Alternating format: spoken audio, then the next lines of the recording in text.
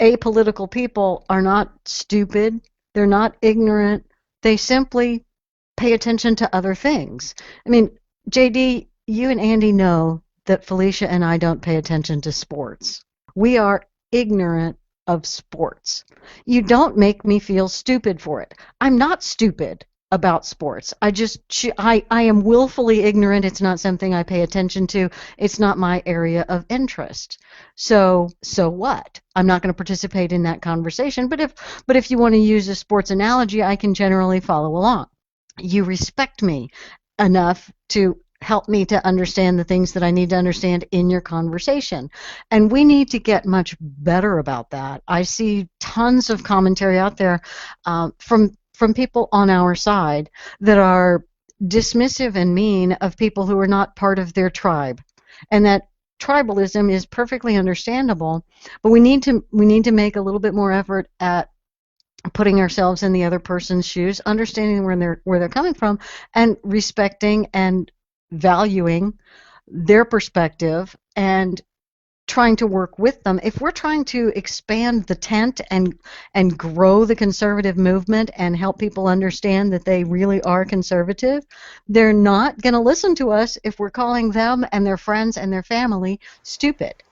And it's even in little things like when we want to talk about how evil and bad bureaucracy is, don't compare bureaucrats to the worker at the DMV, because you know who works at the DMV? A lot of people that you want to convert to being conservative employees or conservative voters. And don't not to insult mention DMV people. Not to mention people who have seen firsthand the kind of horrendous results of bureaucracy. I know. Yeah. I mean, yeah, they've seen it. They were potential allies. For sure.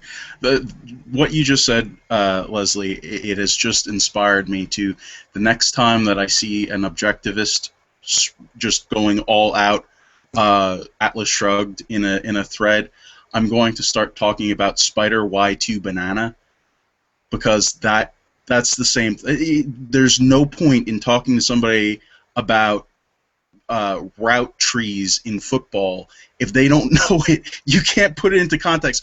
Oh, the guy, he runs to the left and then he goes into the, that's what happens. You need to put these concepts into a form that people get. And is there a safety doubling over the top toward the inside? These are important, critical decisions that you have to make when you're running these plays. Huh? What? I know, right? I'm giving you that head tilted quizzical look that my dog gives me. And the thing is that we're not looking down on you because you don't know these stupid football things. No, and we need to not look down on people who have not already decided to join our tribe. They're not bad people. They're just not here. They are potential members of our group. They don't know they agree with us yet. Exactly. Recruit them. Always be recruiting. And thinking about how calling people stupid worked for Jonathan Gruber, Mm-hmm. I don't think that worked out so well. People reviled him. People who had no clue what was going on in that whole discussion, they caught the idea that he said the phrase, the stupidity of the American voter. That did not work out well for him. It is not going to work out well for us if we take that same tack. Even if we might say, oh man, people are so stupid, they pushed for this policy or they voted for that guy. You know, that beating someone over the head for a decision that they've made is going to make them hold on to it tighter.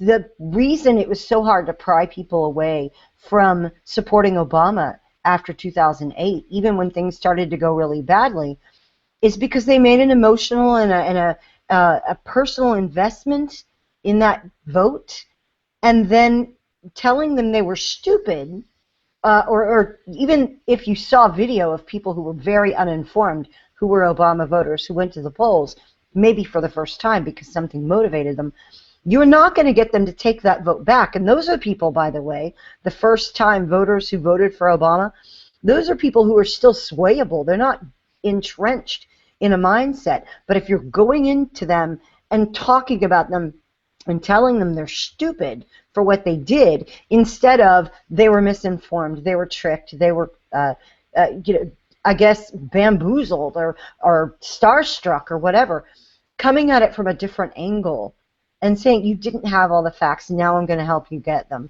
You didn't know. Nobody could foresee how badly things were going to go.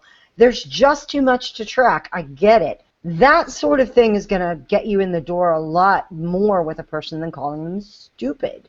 Well, and it's not that they're not lacking in information, but if you're going to make that about them and their habits, you're not going to gain that trust of them that makes you an informer of them and can better help them navigate. Our audience is people who are tired of being on the rage treadmill. The people who actually want to get stuff done and not just talk about getting stuff done and be upset. We're really upset and no. We actually want to get things done. We want to be successful, and we want to bring more success to the party as a whole.